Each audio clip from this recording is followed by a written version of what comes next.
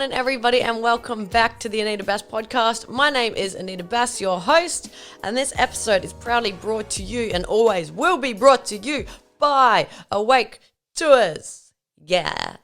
So today we are going to be speaking to Eden about creativity, following your creativity, and about how she single-handedly created everything for Wide Awake, the mini music festival that we put on, which was called Nocturnal Neverland at the time.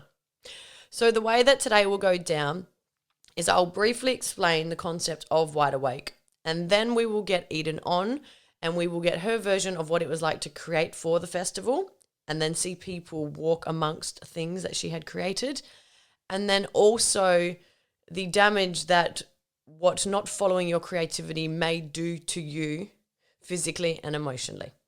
Okay?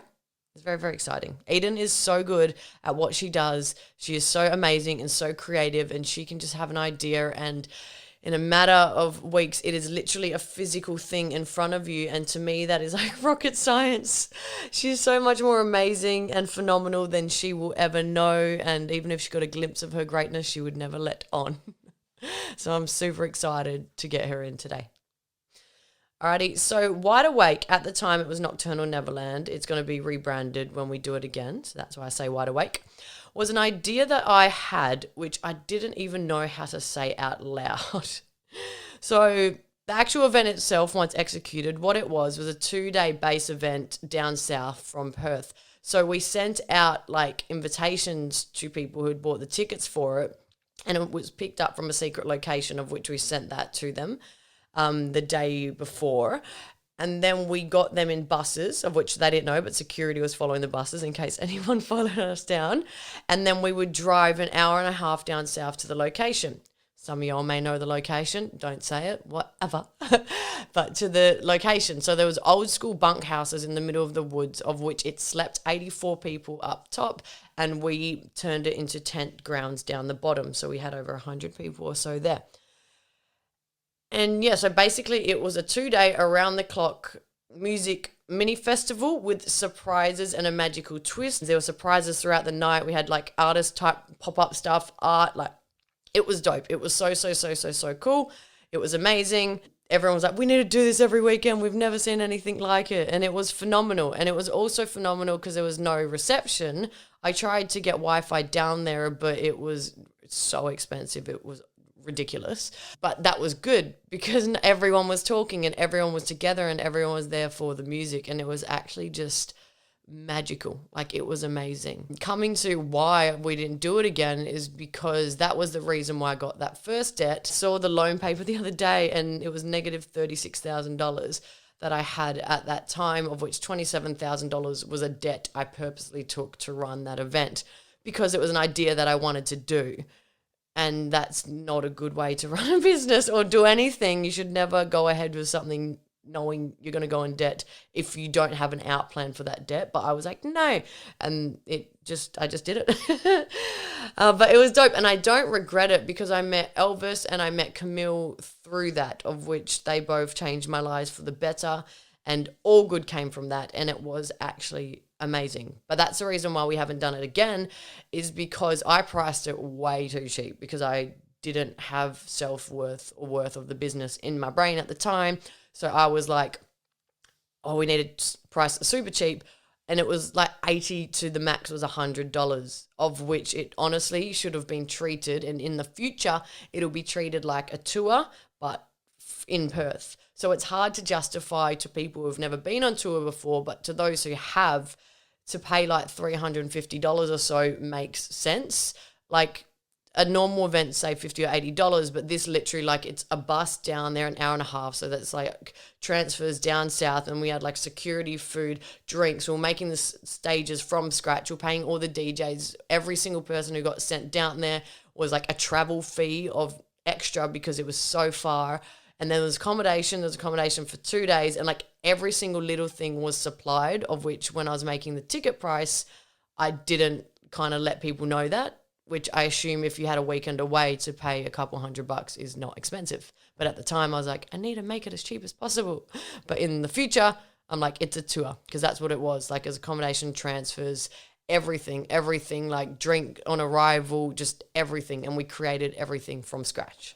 So yeah, I definitely am going to do it again. It's just a matter of COVID and life. 2021 is the dream, but we will see. So going around the house. So when I first started it, I couldn't say out loud what I wanted, but what I wanted was the tour ideals and surprises and party brought back to Perth over a weekend for those who couldn't come on tour with us. But I wanted it to have a magical twist, and that was very hard to explain. So when my friends were trying to figure out what they could help me with or what I was trying to do, I was like, it's a house party. And so they just send me envision like a house party. I'm like, no, but it's not as basic as just a house party. It's magical. And then they were coming to me with magical stuff. And I was like, no, that's a bit too fluffy. It's not like that. It's, I don't know. And I couldn't explain it. And it was so frustrating. And so I started making what I thought could be used through the house. And I suck at creating like physical art shit. And the stuff I was making was embarrassing. And it wasn't until Eden came down to the property with me and she was like, oh, I think I understand what you're trying to do. I get it. I get like the hardcoreness and how it's not actually magical, like fairy theme, but there is definitely like a magical twist to it, but I get it. I was like, okay. And she's like, I know you are creating this, but normally when people create a festival, like the person who owns it doesn't create the stage. Like that's unheard of. So I don't think you should be too hard on yourself wanting to create the stage. Let's get help. And if you would like, I can actually create the stuff that I think you want around the house. And I was like, yes, yes, I need help. I drastically need help. And yeah, this is when you don't want just yes men in your life, because other people are like, oh, everything you do is great, and it just was pure and utter shit.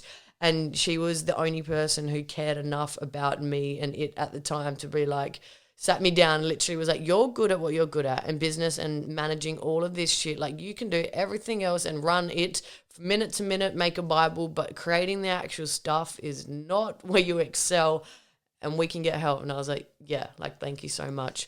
So that was amazing. She is amazing. She saved me and she saved it. And what she produced, I could never have even dreamt up.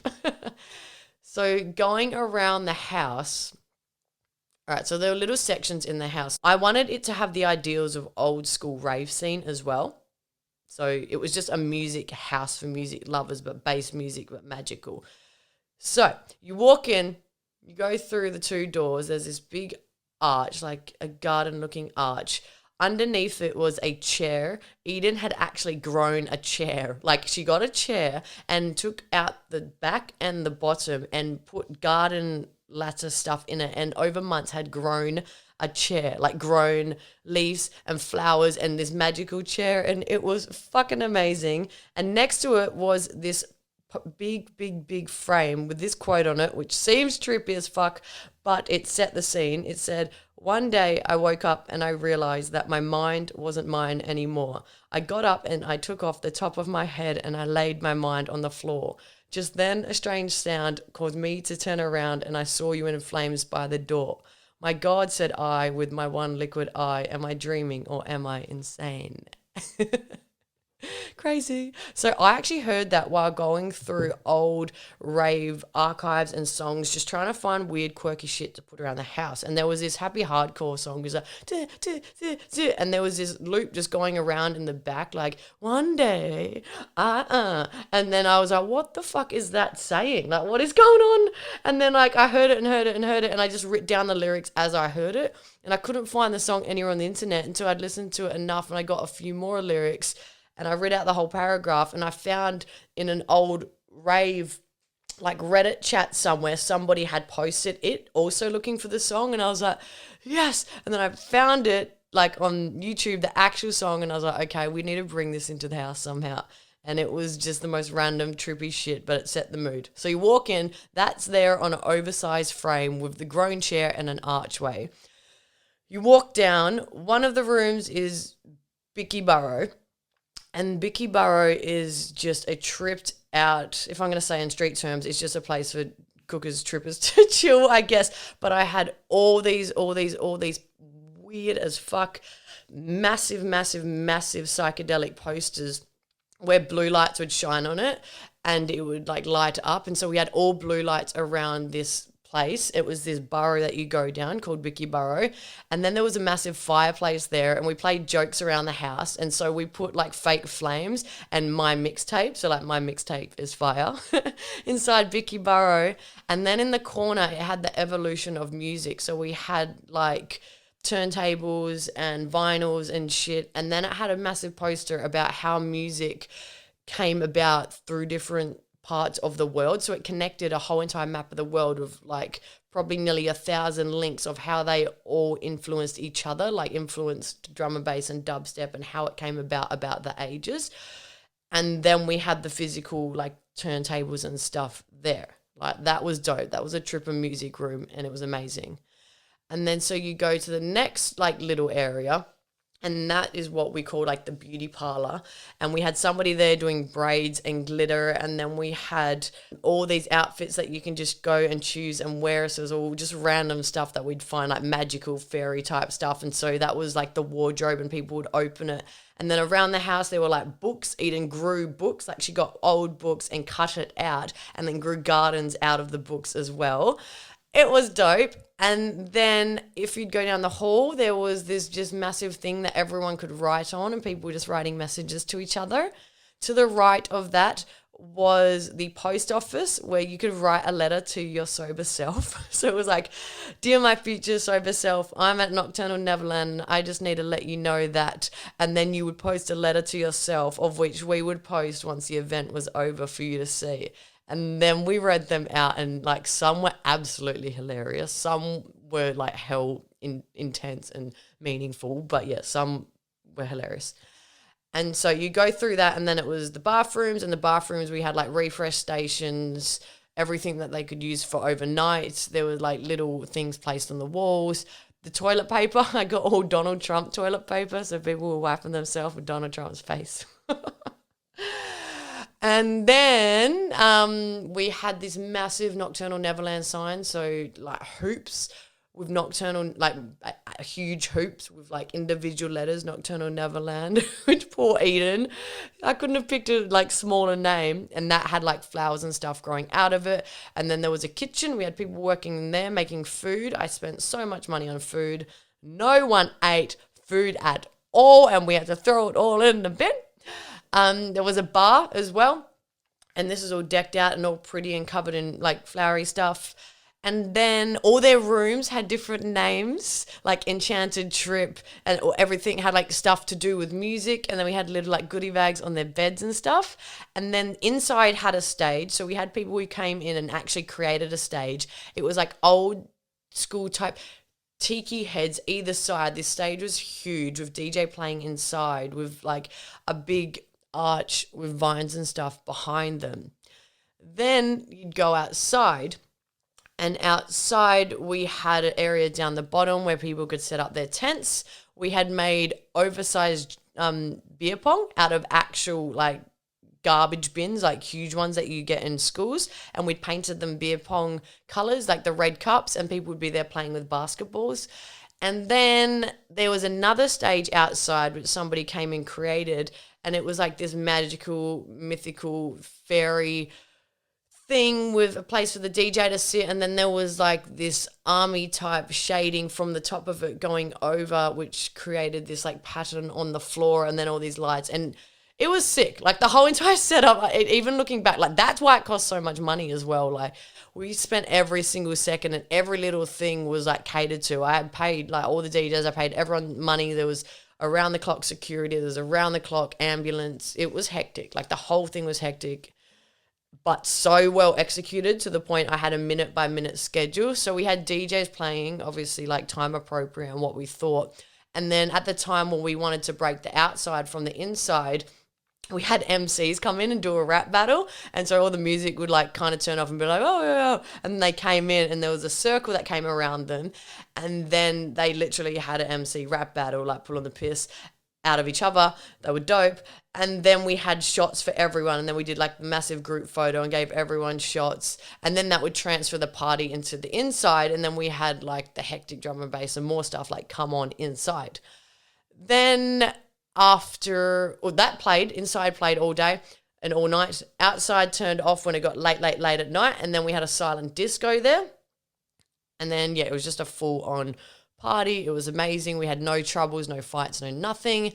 And then the morning we got up and it was so hot. And then we had the second day, which was more like summery vibe type things, which we didn't get pools, but we were supposed to get pools. But that's the one thing that we didn't get that we were going to, which we will get next time. And yeah, everyone got up and drank and it was wicked. Like, honestly, it was fucking sick. It was sick to create. It was sick to be a part of. And I hope to do it again. Just smarter and more planned out financially. But the actual night and day could not have been executed any better. And people were like, dude, we'd never seen anything like that before. And even when I walked into it, I was like, holy shit, this is exactly what I wanted. Like, it's a house party, it's tour, but it's effort. It was wicked. It really, really, really was wicked. So I'm going to get Eden on now. I'm going to talk about it some more. Alrighty, guys. So as promised, we have Eden on the phone. Eden, how are you? Good. How are you? I'm not too bad. So I've already explained to the people a little bit about Knock Nev or Wide Awake, whatever one we refer to as. So I'm just going to get, I guess, your take on what it was like to be a part of the process. And then after this, we're just going to talk about creativity in general, because you are one of the most amazing creative people I've ever met, even though you'll never admit it. Like, no, I'm not. No, I'm not. Anita has been trying me for years. Literally been like, Aiden, if you just do this, and I'm like, yeah. And we'll probably get into that later on with me ignoring my little creative nudges. But yeah, you've always been like, Aiden, come on. And I've been like, nah. Nah. Because you have the gift, so you don't understand how great it is. It's like rocket science to me, the stuff that you do. It's crazy. All right, so I'll just get straight into it. And so talking directly about Knock Nev, Wide Awake, what was your favourite thing about working on it? Well, I think I was like thinking about this as well, like bringing back the memes. It literally, when I think about it, because I love creating, but I was able to do like arts and craft for like a solid like 6 months. And that just like is epic for me anyway. Like anyone who knows me, I love creating shit. And that was just like super fun and just bringing like your visions and like my visions all into one and like creating all these cool ideas. It actually was so much fun, the whole experience creating, like making arts and crafts and like getting all the pieces. And it was epic because like Knock Nev back then, it was like a whole huge house and we just decked out everything that we ever wanted to create. So yeah, just painting, man. I just painted for like 6 months straight. I was sweet. I was so happy. I actually was so happy. Corey, not so much. Corey's my fiance and he kind of got reeled into it and our garage was like full of Knock Nev stuff and our whole house. But it was sweet. I loved it. Your whole house. And it was so cool watching Eden do it as well, because it's like when you're doing what you're good at and what you're supposed to, like you're naturally really good at it. It's like, and if you're not, it's hard and it's very hard. It's like me telling someone who's never done a gym class to go run a gym class. Like it's like, but when someone's made for that thing, they can just shine. So like once Eden was like, yeah, I think I got you. And then she just went to town. She did more than I did in the months where I tried in like days and everything. She was like, I'm on it. I'm on Gumtree. She'd be there. She'd be like, Corey, we got in the trailer. We'll pick you up this. I went to her house, man, and it was just peppered with everything. I was like, I'm so sorry that I didn't know this was the extremity. And you're like, it's what we have to do. And I'm like, oh my God. But it needed magic. to happen. It was magic. It needed to happen. And if you weren't there, too bad, but hopefully it comes back again. Because it was dope. It was so sick. Oh my It God. was so sick. And what was your favorite part of the house? Did you have a favorite room? I've explained them in a little bit. Yeah, boy. Vicky Burrow. It was just such a little cool little dungeon place. Like, I love that little section. I think, but I don't know, like that was like my favorite, like cool chill out place. If I want to like chill out and go look at all like the art stuff that was on the wall with what's that light, Anita? The blue light? Yeah, with all the blue light, like it enhanced everything as well. But like when you walk throughout the whole house, like each section throughout the house had so many different elements. Yeah. It was all different, but it all made sense. But yeah, I think that Vicky was like Burrow my was cool. favorite. Yeah, Big Barrow was cool. Yeah. That was like one of my faves. Yeah. I think it's my fave too. Favorite It's just part. like quirky Yeah. and I don't know, like not We had like the breathtaking, record. but yeah. Yeah, but like it was cool. We had like the old Surprising. record players and like it had a vibe. We had that lit My mixtape. mixtape is lit. Just subtle My jokes. mixtape was lit. It was so good. The whole house had hell cool jokes. Like, didn't you have the Trump Toilet newspaper, paper. the toilet Yeah. paper before Trump was? Literally, that was actually epic. That was so good too. Just the little things. Just the little things, people. Oh my God. All right. So I wanted to ask you, what was it like seeing people experience something you had created with your hands? Because I know for me, I walked through it, I experienced it as is a festival, and I was like, holy shit. Like it was like a feeling and everything. I had seen everything that you had made put in its place, and I was like, fuck. And I was so impressed, and I could see everyone going around touching things and be like, oh, oh, oh. So I want to know if it felt any type of way or if you noticed, and yeah, what it was like to experience something you created.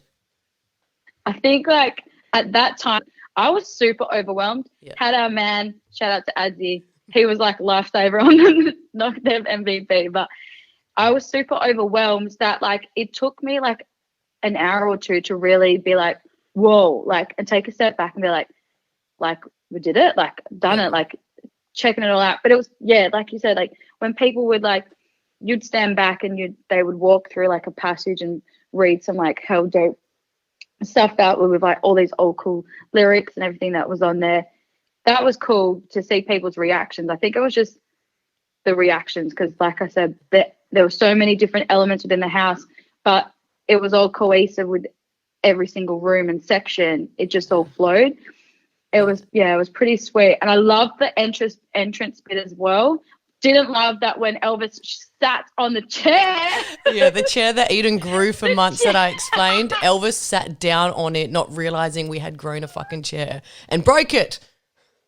At the front of the, like, when you walked into the doors, there was like this arch and it had like all this like living leaves and I had this cool huge sign that had, it was like lyrics and everything and like a passage of writing. And then, yeah, this chair that I had grown and I had like moss and like succulents and actually like had grown for like good couple of weeks.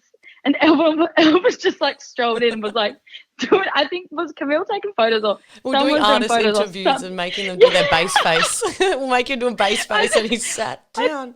And he sat down on the chair and broke the chair. And that was like within the first couple hours. Well, we probably won't do that again. But it was hilarious because he came back and he was like, I am so sorry. To this day, I still throw it in his face, but it's all good because I love him. I was like, she grew it. She didn't create it. We didn't buy it. She fucking grew it, and we had to get it the right day before the flowers went off. We grew the chair. He's like, oh.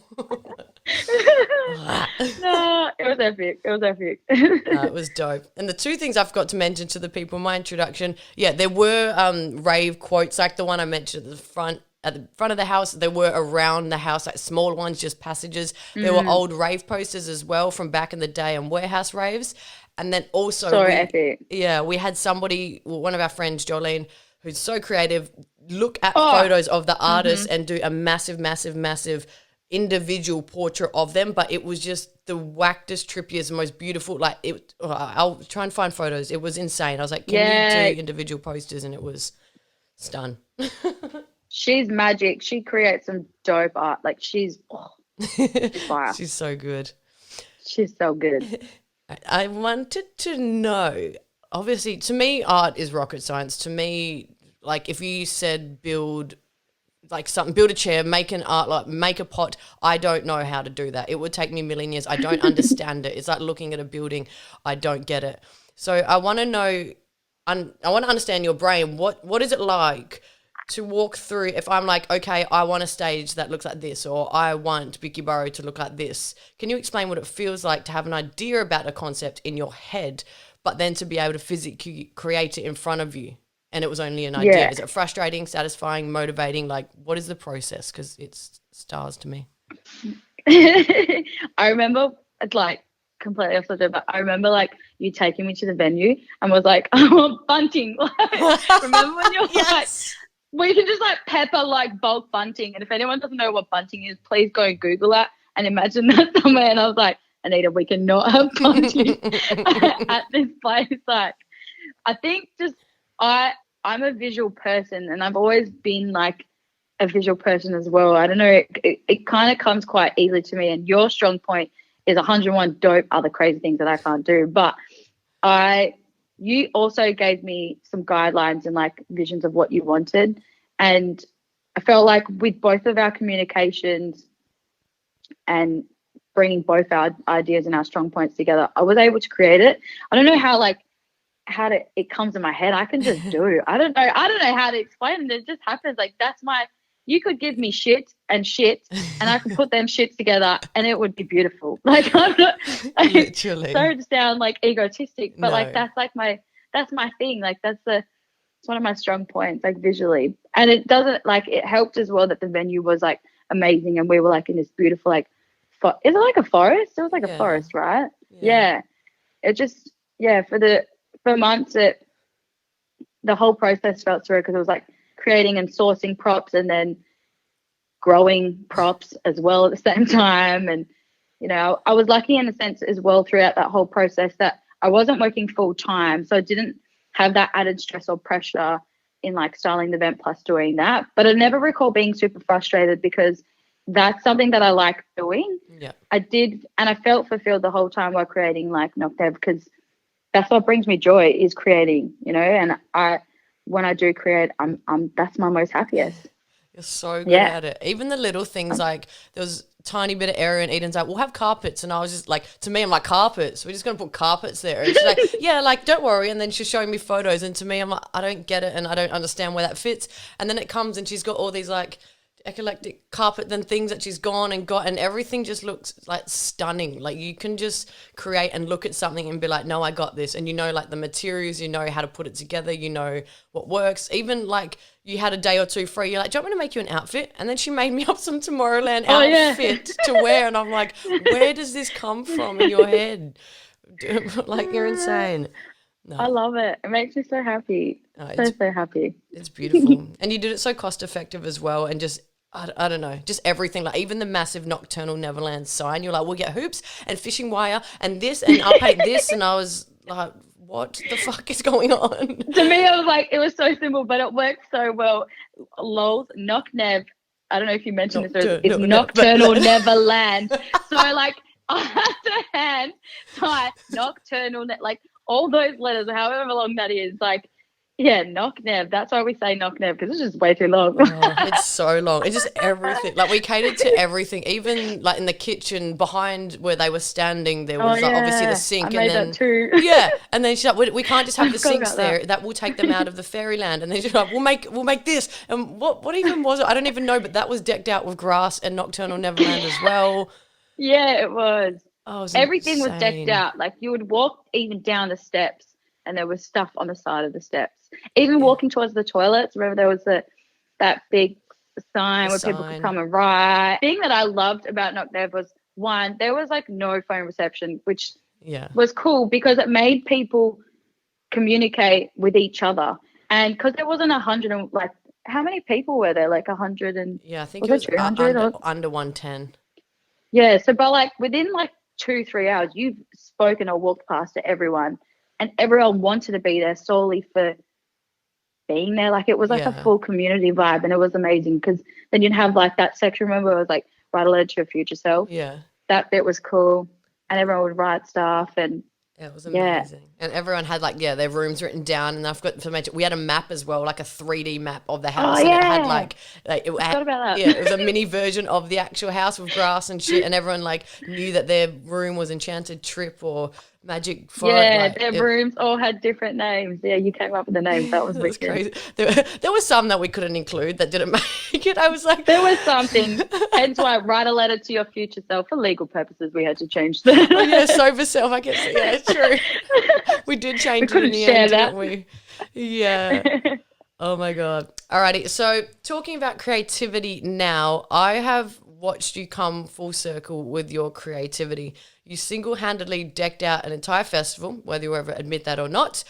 You've always been great at that. You ignore that side of you for a bit, and now you get to show the world your creations. You've got your own business, which we'll talk about in a bit. Festival outfits, flower crowns, everything, anything, you're on it.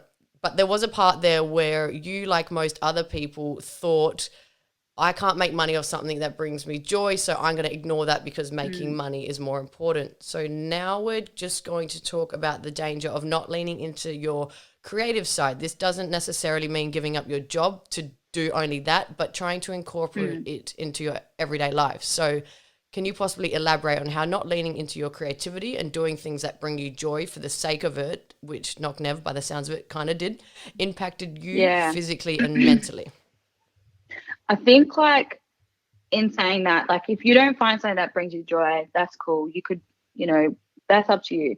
But like I never allowed myself to fully show up as myself. So every time, like for instance, when Knock Nev came up, like that being creative was something that I loved. Yeah. And so many of us live our lives ignoring these like urges and these like little nudges that tell you to do something, and then you like push it away, and then you like get into a rut. Like for me, I just kept ignoring all those creative nudges, and I kept ignoring them, and then I'd be so down and I'd be like miserable, like I'd be on planet Eden being like, poor me, like it's my own fault.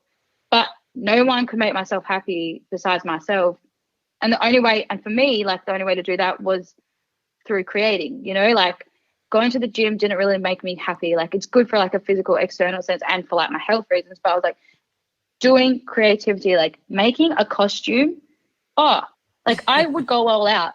Our friend had a party a couple of years when he was younger, and I painted my whole body red. Like that's how much I commit to creating a dope like costume. Like I was Lucifer. I fully painted myself, and I made horns and everything. Like I love creating. And then I'd stop and I would ignore it. Yeah. And then I'd be sad again. Like it just kept going into this cycle. And like, yeah, it kept going. And that was like awesome when Knock Nev and you gave me that opportunity to come in and be like, Aiden, come on, like, do you want to do this? And I was like, okay. I was shitting myself, but I was like, all right, cool. Like, let's roll with it.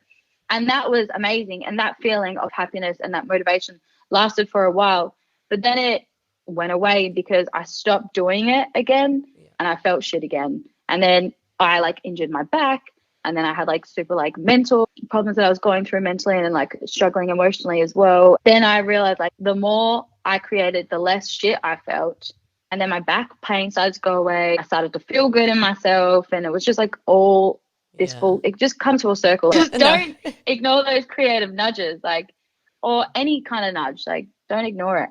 Yeah. You can only make yourself feel better. Like you can't lean on anyone else too. And that was like me. I just kept ignoring it. No.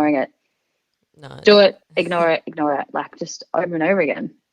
I think everyone does that anyway. I think it's just natural as well. Like, something which I notice as well, because it doesn't bring you money, or it's not a career path, or if people were like, what are you doing? And you were like, making an outfit. And why? Because I want to. Why?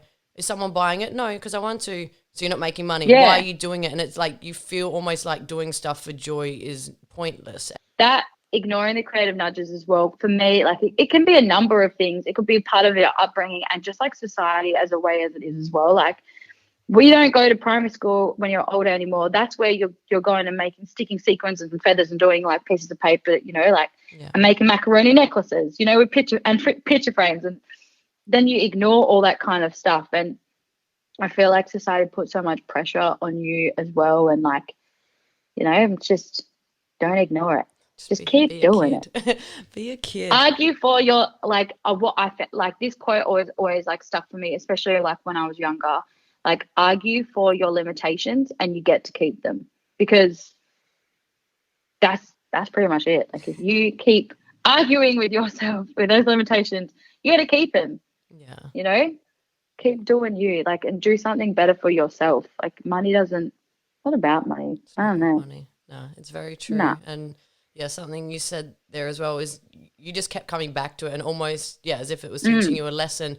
But to people who don't know, because I did this myself, like I'm not a good dancer. I don't dance. That's a known thing. But like when I'd go to festivals and stuff, I would be happy in that. And just little times in my life, I'd be sad and I'd get caught up in work and doing. And I'm like, well, let's sit down and let's just be blatant. When do you feel happy? When do you remember feeling happy? And I was like, at this festival, dancing. Why were you happy? Because I was carefree and I was dancing and I was with people. Okay, cool. Something as simple as that, dance. Now incorporate dance into your week, because that is something that brings you joy.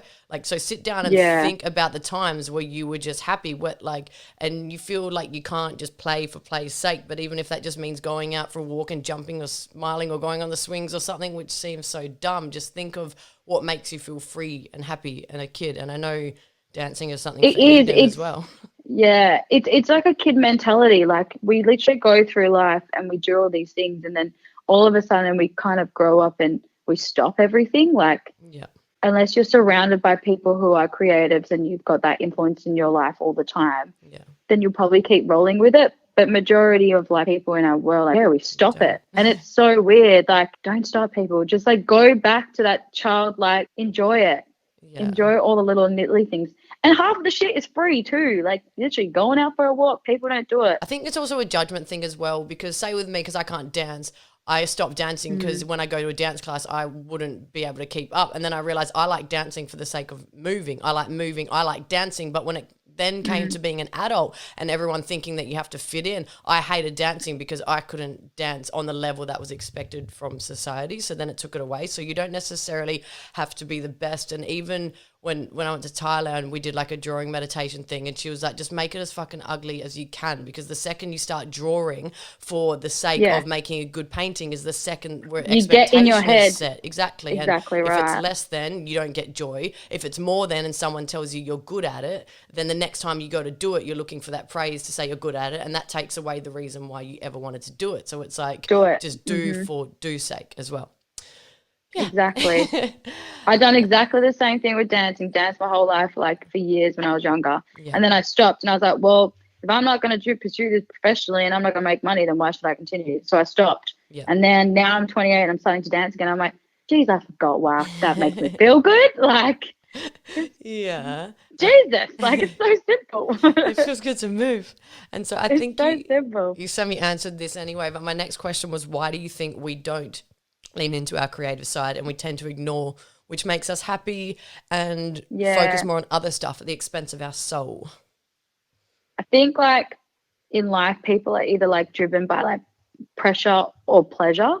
Like, when you think about it, there are people who are like 50 years old and they're like spend no time with their family and they're on like hustle mentality and they just like work their asses off, but they're still unhappy. And then there are people who could live on $200 a week and be like the happiest people ever.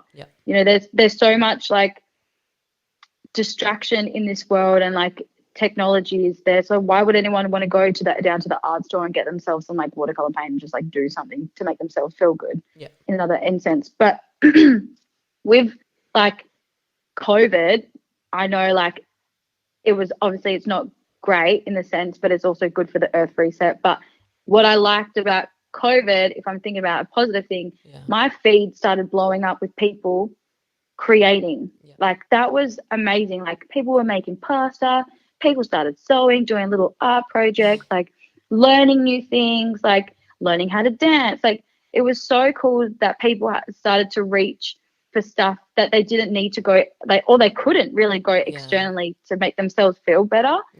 And I believe like everyone is like a creative. Like, you don't have to make a living off it, but we all need it in some form of an activity that takes us away from that hustle society like mentality. But in saying that, like, with creativity, and like anything else in life, it needs to come from a place of wanting to give and like to share, not like a desperate need to be validated, I suppose. So what about some advice that you would give to anyone who loves doing something but it doesn't necessarily add to their life, I guess, in a constructive, normal society way, but they love painting for the sake of it, but their family tells them that it's dumb because it's not going to lead to anything? Okay, first of all, if your family's telling you it's dumb, don't fucking listen to them. Come and chat to me and I'll tell you what's up. I think just don't let people's opinions get in the way of doing what you want, and don't delude yourself into believing that you require someone else's blessing to do your creative work or any type of work in life as well. Like, people are always going to care about what other people think. Now that I'm older, I'm like, come on, Eden, like, what the hell? But people don't realize that. Like, if you're creating something and if people care what you've created, that's epic. If people don't care or have ignored what you've created, then too bad. It actually doesn't fucking matter. Like, your art will come to those who actually care. And also just because you're creating something, it doesn't have to lead into anything or making dollars. It's just about bringing pure happiness in yourself. You know, like you drink water, you eat good food, you go to the gym, you buy clothes because it makes you feel good. Like creating, people, like literally creating can come in any form, like dancing, painting, gardening, literally gardening, photography, singing, like actually anything that you are doing. And plus, at the end of your creation, like you have something that you have made with your own fucking hands that is epic, that no one else has made. You done that. Like you created it. Literally, it can be anything. Macaroni necklaces, taking it back to the old primary school days. Like anything, people, just get into a hobby. It's fun. Like and it makes you feel good. Like it makes you feel good. No, it definitely does. And even if it's not necessarily artistic too, I think that's something I'd face as well. I was like, I'm not creative. And then even making tours or websites and businesses, I was that's like, creative. Yeah. Yeah. And I realized that when I was just touring for touring's sake, which I love, but I wasn't creating parts of the business anymore because it was set up. I didn't realize that that was making me sad, because I was like, why when I get to the festival, like I'm having a great time, but I enjoy my computer time sometimes some more. And I'm like, it's because I generally enjoy creating shit and watching people experience it, and that brings me joy. That's why. And I'm like, okay, that makes sense. But so you have created all those pieces as a whole, like all together. Like you're like, think about like not just the end result, like throughout the whole process as well of creating. Yeah. So it's different for everyone. But speaking of creating, let's talk about your business. I'm going to let you pronounce it just in case I butcher Kukulai. I say it's Kukulai. Yes. Kukulai. Yeah, yes. Kukulai. Let's just speak about it. What is it? What did it come about? And all your beautiful ethical practices, because you're doing it for the right reasons. Kukulai is like something that has been brewing in me for a while, a very, very long time. It's a space of like, and it's like a space in a home to adornments and tools that have been like handcrafted by myself. And they've been crafted specifically to ground your body and to have a connection to yourself, first of all, and to earth. So there'll be a whole bunch of like offerings, and with Kukulai, it's always going to be ever growing and ever evolving, just like life.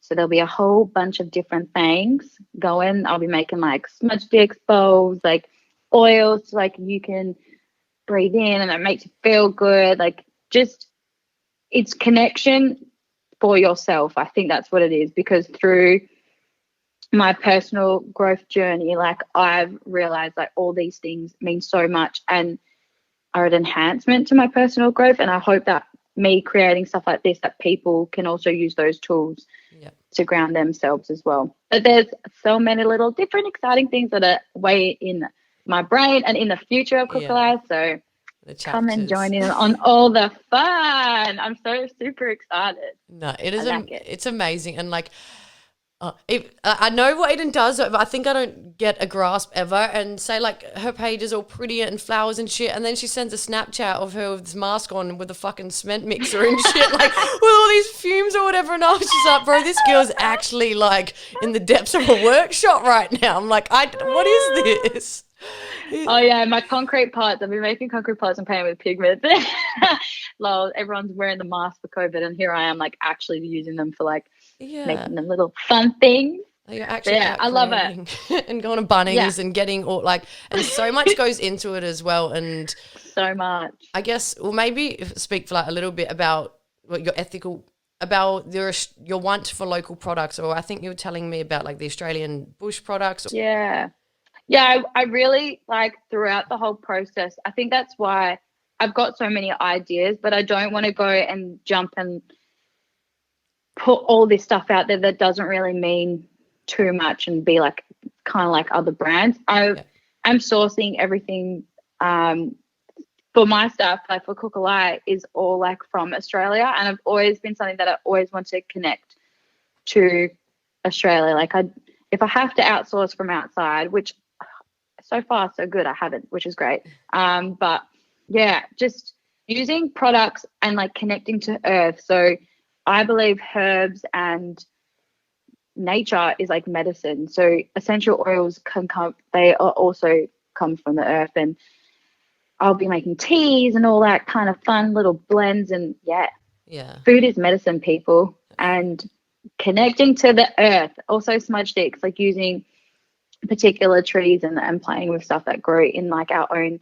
Australian backyard. And I'll be using Kookalai as a platform as well to talk about people being creatives and connecting, and they can learn from themselves as well. It is a beautiful idea and brand, and get amongst Thank the people. you. I can't wait. I can't wait. Yay! I know you've been like, Eden, come on. And then I've like been doing this, and the girls have been like, the other girls are like, yes, finally. It's because we can see you doing so well, and we can see you looking in. Like, you can't notice yourself, like, and I know it's got nothing related, but when I was competing, like, my coach would be like, don't look at everyone because you don't see yourself like other people see you. So you could be number one, but you'll never see that. Like, and that's with you. Yeah. That's why I've always pushed you, because I'm just like, bro, you have no idea. Like, I look at the shit that you do and I'm just like, what the fuck? Or I'm paying in like festival costumes and stuff like that. Like I just paid $350 for an US for a fucking outfit, which I'm going to wear 4 times to get my money's worth. And you just created something in a day. Like, do it. Let me give you my money. And you're like, no. And it's not until you got out of your own way that you're like, oh, can I? I'm like, yes. Like, fuck, you don't understand. There are people charging double who aren't even close to what you do. Like, please do it. So now you're here. Yeah, I love it. I love it. Which brings me to my next question. Advice you'd give to your youngest self who denied her creative side? What would I tell my younger self? Dude, I just don't let fear be the driver. Like, do not let fear get in the way. Yeah. And just start up anything. Like, just start anything.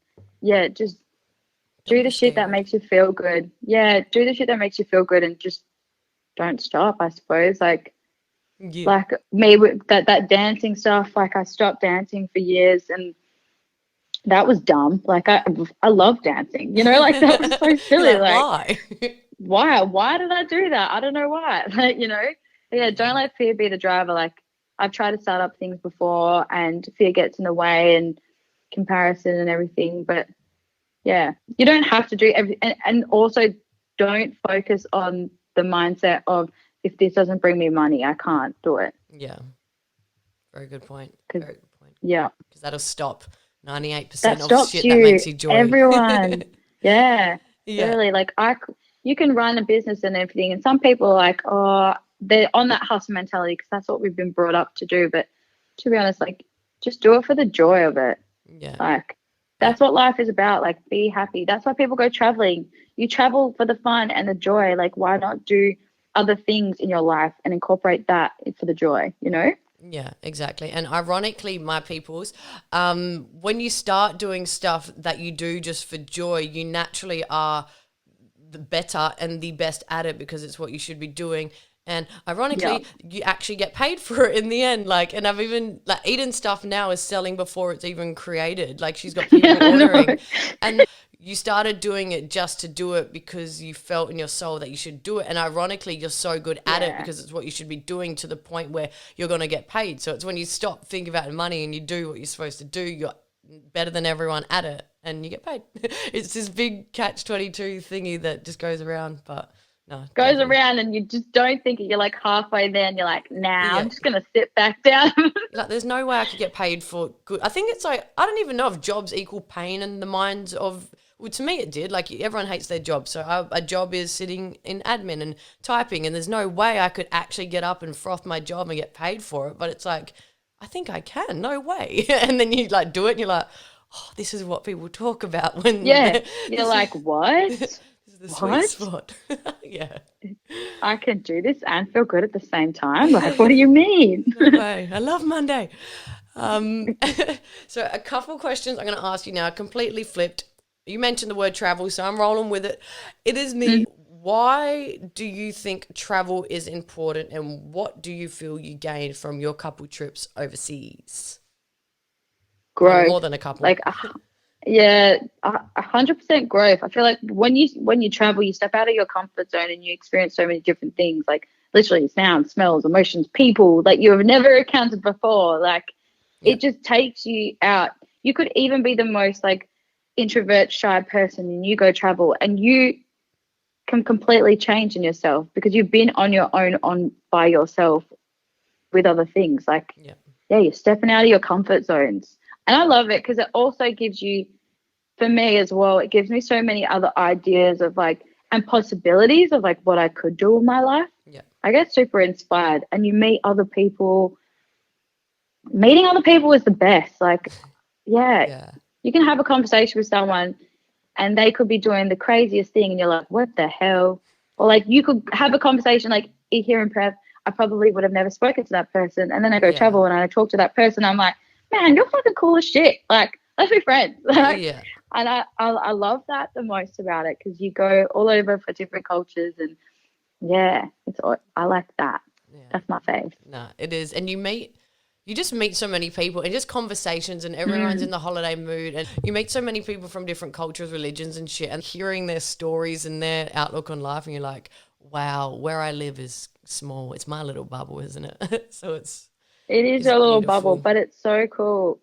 There's just so many people, and at the end of the day, like, you can meet someone on the other side of the world, but they would still have struggles and like going through so much stuff and feelings and emotions. They feel exactly similar things at what you would feel as well. Like, yeah, we are all very similar, but also very different. But yeah, I love meeting people. I'm super outgoing. I love it.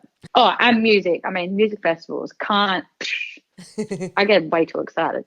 I rage. But anyone else doesn't know that. We party. I like to dance.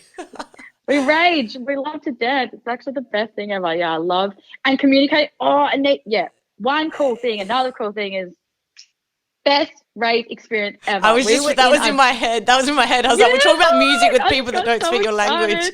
Go. Yes, literally. We were at Ibiza. What's that place called? Is it Amnesia? No. I think it was Amnesia. Yeah, the one inside. Rudimental were playing, and like we were having a little like rave session. It was like the best thing ever. And then there was it was a two couple. Hey, yeah, it was just us two. There was like this couple that came here, and they were like dancing next to us. And me and Anita were like bringing it, and you're like, yeah. And then this other like guy, was he from the UK? Oh man, I don't even know. I swear one didn't even speak English. But one of them didn't speak English, and then he had another person. Yeah, and there was literally like 6 of us all like moshing and like dance hard out to this set. No one we didn't even speak to each other. We didn't be like, hey, how you going? We just could connect through the eyes, through the energy, and we would all be like amp each other up and like, yes, like when the beat dropped and we'll all get each other all like amped up. It was that so right there beautiful. Was like one of my best experiences traveling and like in a little festival thing. And then when it was time to go, we were like, oh, see ya. Like, I felt like this lost connection. I was like, now sometimes I'm always like, I wonder what they're doing. I think about that honestly, like I wonder what they're doing. Like so they probably beautiful. were on another holiday. It was the best. It really was. But yeah, as you said, they were like to our right, I think, and we'll kind of dancing and feeling, and then we're like, fuck it, because it was like I'd never heard Rudimental, and Wilkerson opened for it, and Wilkerson was hectic, and I'd only heard Rudimental's like radio song, so I was like, what is going on? This makes no sense. And then Rudimental came out and it was fucking killer. And they had live instruments as well. He's playing the trumpet or something. And it was just so good. Yeah. And then those people to our right, it's almost like it was, I don't know, like an energy connection that we all were just on the same, like, I don't like using the word vibe, sound hippie, but we're just the same vibe. And it was like, we'd look at them and we didn't talk and we were just having a fucking, for hours. And we literally did not even say like, hey, I don't even think we even asked what then. They went and got water and then they just offered us their water as well. Like it was just such a love connection. And yeah, when they left, we hugged and it was, they were as well. It was like this yearning, we were like, we feel like leave. we need to do more. Fucking music. It was epic. It was so good. Yeah. Yeah. See, travel because you can get cool, dope experiences like that, people. It's amazing. You just connect on music or things, even though it's not necessarily language. No, you didn't even have to talk. Exhibit A, just that whole thing. Yeah, that was probably top 3, if not the best thing, like music experience of my life. Shout out epic. To them. My next question to you is advice to anyone who is hesitant to travel if they just don't think it's worth it or they'd rather keep the money or go out at their local clubs and stuff. I don't know, man. Like I think that I don't think I've ever met anyone, well, so far in my life, like I haven't met anyone who's gone travel and says, nah, didn't like it. Yeah. Like there's some people who've gone to a certain place and they like didn't like that place. but everyone loves loves it. The amount of joy that you feel from it. You know, you save all your money and you get super excited, and then you like are over there. It's just it's a whole feeling. Yeah. It's a whole feeling the whole time. But It is. I don't reckon, don't hesitate. Like, I mean, traveling is also going 3 hours away. Like, think about how you feel when you're like going on a trip, even in your like state or anywhere. That feeling, imagine that, experiencing that over on the side of the world is cool, you know? Like, that's epic. But then there are some people who don't like to travel, but It was sorry, something. sorry the Karen, sorry the Oh, Karens my- and the fucking my auntie's Carols like over there in that, their man. world. My auntie, Sorry, bless mate. her, Kayla's mum, she's like that too. Like, she's like, nah, like, I just don't see the point. Like, and Kayla's like, what do you mean? Like, you lived in Yeah. Perth ever since you came from Portugal, and she was like literally 2, so she wouldn't remember. And Co- she's like, it just doesn't interest me. And we're just like, bruh, Yeah. please. But Corey's mum and dad, I don't think they both haven't travelled either. My mum travelled like when she was younger, Yeah. but like to go back to Portugal as well. Lols, we're both Portuguese. But like went back to Portugal. And after that, like she went to bar, but like some people don't. It's not But it. I also think that's age. Like I feel like this generation, everyone will definitely want to travel. Yeah, if I once you've mean- done it, you'd want to do it again. And it's probably if you Oh. haven't done it, it's better. If you Travel haven't done it, bug don't. exists. Yeah, I waited till I was 24 to do my first big trip, and I wish I could have gone earlier. But Yeah. in saying that, like it is what it is. But it was amazing. You Yeah. know, traveling is a fucking epic. It is. Awake tours, the best, biggest Wait till us business in the world. get these borders open. Ah. Get these borders open. That's gonna be my new bio. Get us out of here. Alrighty, Eden. So my final question to you is: let's just pretend that everyone in the world has their beautiful eyes on you. What is one bit of advice that you would like to give to all of them? It could be something that you've already said, but yeah, or something you wish you knew, and just a bit of advice for a takeaway. Don't care what other people think. Like, just honestly, just keep doing your own thing. Like, just roll through life doing you. Don't worry about anyone else, because people are always going to have different opinions based on whatever the fuck you do anyway. They're always going to care.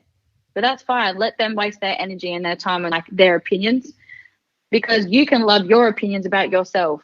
And also take the time to really focus on the things that make you feel good, because we roll through life and we like focus on all this other stuff, external stuff, but like focus on the shit that makes you feel good. Once you dabble into focusing on the stuff that makes you feel good, you can start to grow as a person. That's what I've learned from myself. But yeah, don't let fear be the driver. I just like, that's like my favorite thing. Oh, and if you think you can or you think you can't, you're right. 100%, right? If you think you can do it, you can fucking do it. If you think you can't do it, cool, you can't. Like, but just don't feed that bullshit into your life. Like, positive affirmations, people, self-love. Yeah, no, Literally. that is very, very correct. If you think you can or you think you can't, you're right. Like, and you think You're other right. people can, but you can't. But other people are just you. Like, they're not that much special. Yeah. They're born the same. So stop using that as an excuse. And yeah, if you Yep. think you can't, then that's your answer. See ya. And if it's something Yeah. you want, then that's unfortunate. 100%. Also, get the fuck off your phone. That's Get great. the fuck off your phone and go for a walk. I'm telling you, people, literally. When I'm going to be a mum, my kid's going to hate me. But I'm serious. I'm like, get off your phone. Yeah. Stop like mindlessly scrolling. Like, give yourself time. Like, I know that that's the way the world's like rolling towards, like it's all technology, but like get off your phone and do some other shit. Don't get off the phone and go sit in front of the TV and like mung out in front of the TV either. Like, go get out and experience like nature, or just go for a walk, or plan that holiday, or do something that makes you feel good inside. Because when you start doing that makes you feel good inside, and you have been off your phone, hey, that might open opportunities to something else that you may not have thought that you could do, you know? Give you some brain space. Yeah, brain space, man. Definitely. And I think the first thing that you said as well, like just don't worry about people's opinions, is so important, Yeah. because there are trillions of people in the world, and obviously everyone's not going to agree with what you're doing, because why would they? It Yep. would be a very boring world. So people who like you will join you, and those who don't won't resonate with you and won't, and it's weeded it out. Like if if you are caring about people's opinions so much, say something brings you joy and someone's like, that sucks, okay, now you've stopped it. The end. You suffer, and you suffer because of somebody who's that not okay with himself, that wanted to cause you pain, who's obviously not doing what they like with their time anyway. So like, it's fucking waste of time. And it says more about them and less about you anyway. If someone's going to come and bitch and moan and talk shit about like whatever you're doing, then that's fine. It says more about them. Don't live up to other people's expectations. Create expectations for yourself, not everyone else. Because even if you live up to the expectation of others, no matter what you do for that other person or anyone else, you're probably never going to meet the expectations of them. Yeah. You only got you at the end of the day. Like, that's it. Focus on you, people. You. Exactly. And ironically, that's when everyone will want to be part of your life more. Once you are solid and you have you. But no. Exactly. That comes up to happiness. And then you'll be like, oh, I'm happy. And everyone's starting to gravitate towards you. Yep. Correct. Well, thank you so much, Eden, for coming in today. And by coming in, I mean letting me call you. Thank you so much for all the information and for really allowing us to focus on the concept of creativity, which is often overlooked. Well, first of all, I'd like to say, like, well done to you for actually stepping into that and being taught that lesson over and over again and being like, why do I feel like shit? And why do I feel, and you're like, wait, there's some truth into it. And like so many people don't go after it after. That's right. Well done to you, and thank you so much for coming on today and being vulnerable and opening up about your stories and your past and what you want to do in the future, and definitely keen to buy the Cook Alive merch once your waiting list has been serviced, and then you can pass it on through to us. So thank you so much. Thank you. No, thank you. Alrighty. Well, have a good day, my love. You too. Bye.